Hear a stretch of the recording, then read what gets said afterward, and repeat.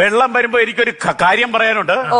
ഈ മൊട്ടത്തലേനും ഈ പെണ്ണുമ്പിള്ളയും കൂടെ 6 മണി കഴിഞ്ഞ് വൈകിട്ട് പൈപ്പിന്റെ ചുവട്ടിൽ കുത്തിയിരുന്നു.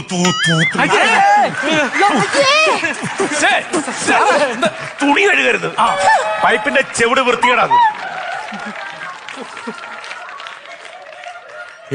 എങ്ങനുണ്ട്? ഞാനിവിടെ പ്രസംഗിച്ചുകൊണ്ടിരുന്നപ്പോ ആ പെണ്ണ് തിരിഞ്ഞ് നടന്നു പോയപ്പോൾ ആ പെണ്ണിന്റെ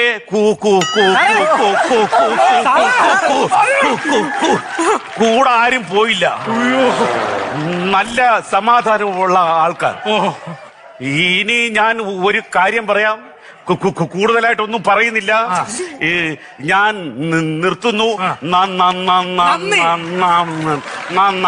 നമസ്കാരം. നീ പോടാ മൈക്കിളെ